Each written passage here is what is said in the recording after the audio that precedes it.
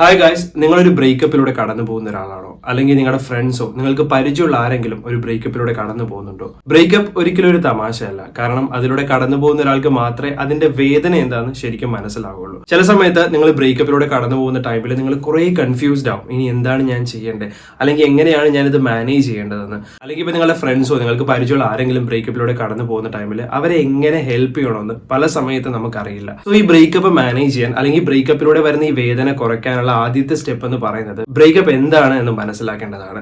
So ഇന്നത്തെ വീഡിയോയിൽ നമ്മൾ പ്രധാനമായിട്ടും ഡിസ്കസ് ചെയ്യാൻ പോകുന്നത് സ്റ്റേജസ് ഓഫ് ബ്രേക്കപ്പ് ആണ്. അതായത് ഒരു ബ്രേക്കപ്പിലൂടെ കടന്നു പോകുന്ന ഒരാൾ ഫേസ് ചെയ്യാൻ പോകുന്ന കുറെ സ്റ്റേജസും പ്രശ്നങ്ങളുമാണ് നമ്മൾ ഇന്ന് ഡിസ്കസ് ചെയ്യാൻ പോകുന്നത്. ഈ വീഡിയോ ഉറപ്പായിട്ടും നിങ്ങളെ ഹെൽപ്പ് ചെയ്യും. നിങ്ങളൊരു ബ്രേക്കപ്പിലൂടെ കടന്നു പോവുകയാണെങ്കിൽ നിങ്ങളുടെ അവസ്ഥ മനസ്സിലാക്കാനും ആ വേദന കുറയ്ക്കാനും നിങ്ങളെ ഹെൽപ്പ് ചെയ്യും. അതുപോലെ തന്നെ നിങ്ങളുടെ ഫ്രണ്ട്സോ നിങ്ങളുടെ പരിചയത്തിൽ ആരെങ്കിലും ഇതിലൂടെ കടന്നു പോകുന്നുണ്ടെങ്കിൽ അവരെ മനസ്സിലാക്കാനും അവരെ ഹെൽപ്പ് ചെയ്യാനും ഈ വീഡിയോ നിങ്ങളെ സഹായിക്കുന്നതായിരിക്കും. സോ നമുക്ക് സ്റ്റാർട്ട് ചെയ്യാം. Welcome back to my channel. This is Fabin Stanley. ഒരു ബ്രേക്കപ്പിന്റെ ആദ്യത്തെ സ്റ്റേജ് ആണ് ഡിനയൽ. ഡിനയൽ എന്നുള്ള വാക്കിന്റെ മീനിങ് ചെക്ക് ചെയ്യുകയാണെങ്കിൽ നമുക്ക് മനസ്സിലാവും. ഡിനയൽ എന്ന് പറഞ്ഞാൽ നിഷേധിക്കുക അല്ലെങ്കിൽ ഒരു കാര്യം അവഗണിക്കുക എന്നുള്ളതാണ്. അതേ സംഭവം തന്നെയാണ് ഒരു ബ്രേക്കപ്പ് കഴിയുമ്പോഴും സംഭവിക്കുന്നത്. അതായത് നിങ്ങളോട് ഒരാൾ പറയാണ് നിങ്ങളോട് അവർക്ക് ഫീലിങ്സ് ഇല്ല അല്ലെങ്കിൽ അവർക്ക് മതിയായി, ഇനി നമുക്ക് നിർത്താമെന്ന് പറയുന്ന സമയത്ത് നിങ്ങൾ ആദ്യം വിശ്വസിക്കാൻ റെഡിയാവില്ല. അതായത് ആ ബ്രേക്കപ്പ് സംഭവിച്ചു എന്നുള്ളത് നിങ്ങളുടെ മനസ്സ് അക്സെപ്റ്റ് ചെയ്യാൻ റെഡിയാവില്ല. അപ്പോൾ നിങ്ങളുടെ മനസ്സിൽ കുറേ ചോദ്യങ്ങൾ പോകും. ഇത് സംഭവിക്കുന്നില്ല, അത് അവൻ അല്ലെങ്കിൽ അവളെന്നോട് ദേഷ്യം കൊണ്ട് പറഞ്ഞതാണ്, അത് കുറച്ച് കഴിയുമ്പോൾ മാറും. പലതവണ എന്നോട് ബ്രേക്കപ്പ് എന്നൊക്കെ പറഞ്ഞിട്ടുള്ളതാണ്, പിന്നെയും തിരിച്ചു വന്നിട്ടുണ്ട്, അതുകൊണ്ട് അവർ വരുമെന്ന് എനിക്കറിയാം. അപ്പോൾ ഈ ഫസ്റ്റ് സ്റ്റേജ് എന്ന് പറയുന്നത് അവർ നമ്മളോട് ബ്രേക്കപ്പ് ചെയ്യുന്ന ടൈമിൽ നമ്മൾ ആദ്യം വിശ്വസിക്കാൻ റെഡി ആവില്ല. നമ്മൾ വിചാരിക്കും അവർ തിരിച്ചു വരും, അവർ ആ ദേഷ്യത്തിൽ അല്ലെങ്കിൽ ഒരു പ്രശ്നം കൊണ്ട് അവർ പോയതാണ്. അക്സെപ്റ്റ് ചെയ്യാത്ത ഈ സ്റ്റേജിനെ പറയുന്ന പേരാണ് ഡിനയൽ എന്ന് പറയുന്നത്. ഇതാണ് ബ്രേക്കപ്പിന്റെ ആദ്യത്തെ സ്റ്റേജ്. പക്ഷേ ഈ സ്റ്റേജ് എന്ന് പറയുന്നത് വളരെ കൺഫ്യൂസിംഗ് ആണ്. കാരണം നമ്മൾക്ക് ശരിയാണോ തെറ്റാണോ എന്ന് തിരിച്ചറിയാൻ വളരെ നമ്മൾ കഷ്ടപ്പെടുന്ന ഒരു അവസ്ഥയാണ്. അങ്ങനെ കുറച്ച് ദിവസം നമ്മൾ ഈ ഡിനയലിലൂടെ പോകുമ്പോൾ നമുക്ക് മനസ്സിലാകും അവർ നമ്മളിപ്പോൾ പഴയ പോലെ വിളിക്കുന്നില്ല, അല്ലെങ്കിൽ നമ്മൾ പഴയ പോലെ വിളിക്കാൻ തുടങ്ങുന്ന സമയത്ത് അവർ മര്യാദയ്ക്ക് റെസ്പോണ്ട് ചെയ്യുന്നില്ല. ഇത് വരുമ്പോൾ നമുക്ക് മനസ്സിലാവും എന്തോ ഒരു കുഴപ്പമുണ്ട്, ഇപ്പൊ പഴയ പോലെ അല്ല. അങ്ങനെ വരുമ്പോൾ നമ്മൾ രണ്ടാമത്തെ സ്റ്റേജിലേക്ക് പോകും. അതാണ് ബാർഗെയിനിങ് എന്ന് പറയുന്നത്.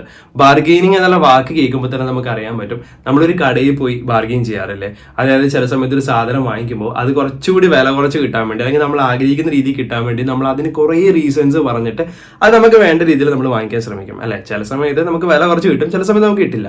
ഇതുപോലെ തന്നെയാണ് ഒരു ബ്രേക്കപ്പ് കഴിയുമ്പോൾ വരുന്ന ബാർഗെയിനിങ്ങും. അതായത് നമ്മളൊരാൾ ബ്രേക്കപ്പ് ചെയ്ത് പോകുന്നു, ആദ്യം നമ്മൾ വിശ്വസിക്കാൻ റെഡി ആയില്ല. കാരണം ആദ്യം നമ്മുടെ മനസ്സിലൂടെ കുറേ ചിന്തകൾ കടന്നു പോകും, അത് വെറുതെ ആണ്, അവർ ദേഷ്യം കൊണ്ട് പറഞ്ഞതാണെന്നൊക്കെ തോന്നും. പക്ഷെ കുറച്ച് ദിവസം കഴിഞ്ഞിട്ടും ഒരു മാറ്റം ഇല്ലെന്ന് കാണുമ്പോൾ നമ്മൾ അവരെ അങ്ങോട്ട് വിളിക്കാൻ തുടങ്ങും. നമ്മൾ ചിലപ്പോൾ അവർക്ക് മെസ്സേജ് അയക്കും, റിപ്ലൈ ഒന്നും കിട്ടാണ്ടാകുമ്പോൾ നമ്മൾ അവർ വിളിക്കാൻ തുടങ്ങും.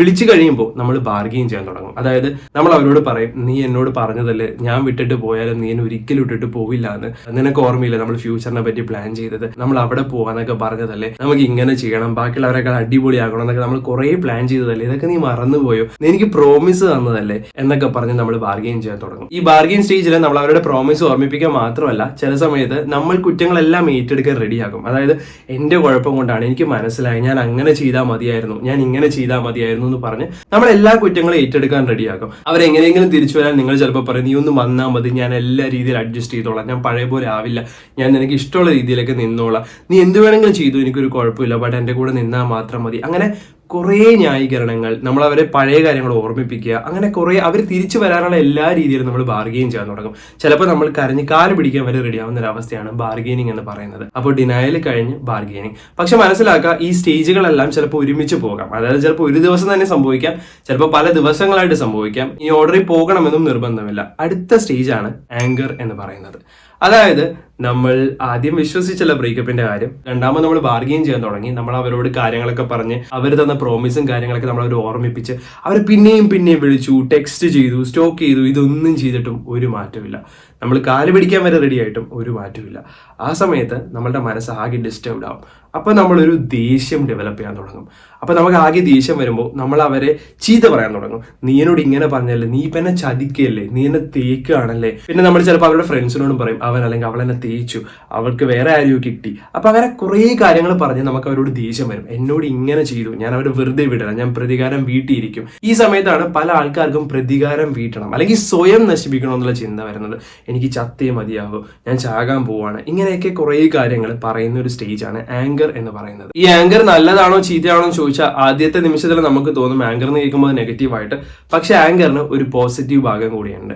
നമുക്ക് ഇവരോടുള്ള ദേഷ്യം ചിലപ്പോൾ അത് പ്രതികാരമായിട്ട് മാറ്റണം, അതായത് അങ്ങനെ ചെയ്യണം, അവരെ കാണിച്ചു കൊടുക്കണം, ഇങ്ങനെ കുറേ ചിന്തകൾ വരുമെങ്കിലും രണ്ടാമത്തെ തരത്തിൽ ഐ ഡിസേർവ് ബെറ്റർ എന്ന് ചില ആൾക്കാർക്ക് തോന്നാറുണ്ട്. അങ്ങനെ തോന്നുന്ന സമയത്ത് ചില ആൾക്കാർ വിചാരിക്കും എനിക്ക് അവരെക്കാൾ വലുതാകണം, എനിക്ക് അവരെ കാണിച്ചു കൊടുക്കണം, അവർ റിഗ്രറ്റ് ചെയ്യണം എന്നെ ഉപേക്ഷിച്ച് പോയതിന്. ഇങ്ങനെ ഒരു ചിന്ത നിങ്ങൾക്ക് വരാണെങ്കിൽ ചിലപ്പോൾ അത് നിങ്ങളെ പോസിറ്റീവായിട്ടും ഹെൽപ്പ് ചെയ്യാം. പക്ഷെ മനസ്സിലാക്കുക, ഈ എല്ലാ സ്റ്റേജും ചിലപ്പോൾ ഒരുമിച്ച് വരാം. നിങ്ങൾക്ക് ദേഷ്യം വരുന്നുണ്ടെങ്കിൽ നിങ്ങൾ പിന്നെയും ബാർഗെയിൻ ചെയ്യാം, നിങ്ങൾ പിന്നെ അവരെ വിളിച്ചിട്ട് നിനക്ക് ഞാൻ സമയം തരാം, നീ ഒന്ന് ചിന്തിച്ച് നോക്കുക എന്നൊക്കെ പറയും.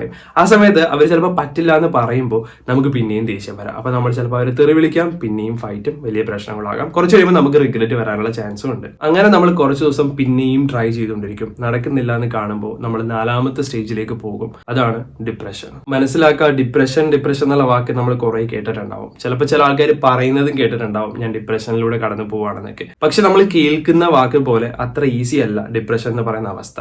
നമ്മളെല്ലാം ട്രൈ ചെയ്തു, ഇനി ഒന്നും വർക്ക് ആവില്ല, എനിക്കിനി ഒരു പ്രതീക്ഷയില്ല എന്നുള്ളൊരു അവസ്ഥയാണ് ഡിപ്രഷൻ എന്ന് പറയുന്നത്. നിങ്ങൾ ഈ ഡിപ്രഷനിലൂടെ കടന്നു പോവുകയാണെങ്കിൽ നിങ്ങൾക്ക് മനസ്സിലാവും നിങ്ങൾക്ക് ജീവിതത്തിനോട് ഒരു പ്രതീക്ഷ ഉണ്ടാവില്ല, എല്ലാം നഷ്ടപ്പെട്ടു, ഞാൻ എല്ലാം ട്രൈ ചെയ്തു, ഇനി ഞാൻ എങ്ങനെ ജീവിക്കും, ഇങ്ങനെ കുറെ ചിന്തകൾ വരും. അതുപോലെ തന്നെ പാസ്റ്റിനെ പറ്റി ഓർക്കുമ്പോൾ നിങ്ങൾക്ക് കുറെ ഗിൽറ്റും റിഗ്രറ്റും വരും. ഞാൻ അങ്ങനെ ചെയ്തത് കൊണ്ടല്ലേ, ഞാൻ അങ്ങനെ ചെയ്യാൻ പാടില്ലായിരുന്നു, ഞാൻ ഇങ്ങനെ ചെയ്യണമായിരുന്നു, അങ്ങനെ കുറേ ചിന്തകൾ നിങ്ങൾക്ക് വരും. നിങ്ങൾക്ക് ഡിപ്രഷനും അതിൻ്റെ കൂടെ തന്നെ ആൻസൈറ്റിയും ഇതെല്ലാം വരാൻ ചാൻസ് കൂടുതലാണ്.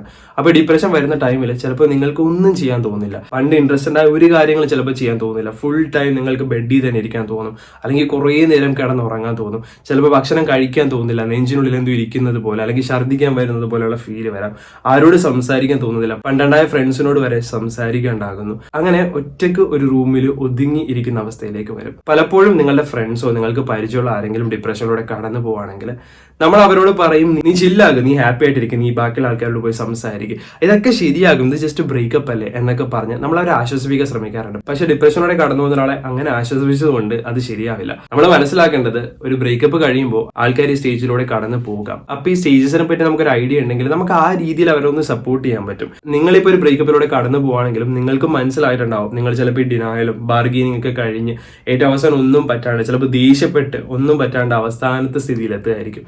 പക്ഷെ ഡിപ്രഷനിലേക്ക് പോകുന്നതിന് മുമ്പുള്ള ഒരു സ്റ്റേജ് ആണെങ്കിൽ നിങ്ങൾ മനസ്സിലാക്കേണ്ടത്, നിങ്ങളെ രക്ഷിക്കാൻ പോകുന്നത് ഈ 5ാമത്തെ സ്റ്റേജ് ആണ്. അതാണ് അക്സെപ്റ്റൻസ് എന്ന് പറയുന്നത്. ഈ സ്റ്റേജ് ആണ് നിങ്ങളെ ഹീൽ ചെയ്യാൻ പോകുന്നത്. ഈ സ്റ്റേജ് ആണ് നിങ്ങളെ മൂവ് ഓൺ ആകാൻ ഹെൽപ്പ് ചെയ്യുന്നത്. അതായത് നിങ്ങളെ കൊണ്ട് പറ്റുന്ന എല്ലാ രീതിയിലും നിങ്ങൾ ട്രൈ ചെയ്തു, നിങ്ങൾ ആദ്യം വിശ്വസിച്ചില്ല, പക്ഷെ നിങ്ങൾ പിന്നെ ബാർഗെയിൻ ചെയ്തു, നിങ്ങൾ ദേഷ്യപ്പെട്ടു, നിങ്ങൾ ഡിപ്രഷനിലൂടെ കടന്നുപോയി. ആ സമയത്തൊക്കെ നിങ്ങൾ അവരെ അറിയിക്കാൻ ശ്രമിച്ചു, നിങ്ങൾ അവരോട് സംസാരിക്കാൻ നോക്കി, നിങ്ങൾ അവരെ തിരിച്ചു കൊണ്ടുവരാൻ കുറെ ട്രൈ ചെയ്തു. ബട്ട് ഇനിയും വരുന്നില്ല എന്ന് മനസ്സിലാവുമ്പോൾ നിങ്ങൾ പതുക്കെ ഇങ്ങനെ സംഭവിച്ചു എന്ന് മനസ്സിലാക്കാൻ തുടങ്ങും. എന്ന് നിങ്ങൾ മനസ്സിലാക്കുന്നു, അന്ന് മുതൽ നിങ്ങളുടെ ഹീലിംഗിന്റെ പ്രോസസ്സ് സ്റ്റാർട്ട് ആവും. പിന്നെയും കുറച്ചുകൂടി സമയം എടുക്കുമെങ്കിലും നിങ്ങൾ ഹീലാകാനുള്ള പ്രോസസ്സ് ഇവിടെ സ്റ്റാർട്ട് ആവാണ്. അതുകൊണ്ട് തന്നെ നിങ്ങൾ ഹീലാകാനുള്ള വഴികൾ നിങ്ങൾ ട്രൈ ചെയ്യാൻ തുടങ്ങും. നിങ്ങൾക്ക് മനസ്സിലാകും ഇതാണ് റിയാലിറ്റി, ഇത് അക്സെപ്റ്റ് ചെയ്തേ പറ്റൂ, എനിക്ക് ജീവിച്ചേ പറ്റൂ, എനിക്ക് ഇനിയും മുമ്പോട്ട് പോകണം എന്ന് നിങ്ങൾ മനസ്സിലാക്കുന്നത്. ഈ മനസ്സിലാക്കുന്നതിലൂടെ നിങ്ങൾ പുതിയ പുതിയ കാര്യങ്ങൾ ട്രൈ ചെയ്യാൻ തുടങ്ങും. അങ്ങനെ പതുക്കെ പതുക്കെ നിങ്ങൾ മൂവ് ഓൺ ആകും. മനസ്സിലാക്കേണ്ടത്, ഒരു ബ്രേക്കപ്പ് കഴിയുമ്പോൾ തന്നെ ചിലപ്പോൾ നമ്മൾ അക്സെപ്റ്റ് ചെയ്യാൻ റെഡി ആകണമെന്ന് ഒരു നിർബന്ധമില്ല. നമ്മൾ ചിലപ്പോൾ ഈ ഡിനായലിലൂടെയും ബാർഗെയിനിങ്ങിലൂടെയും ആങ്കറിലൂടെയും ഇതിലൂടെയൊക്കെ കടന്നു പോകാം.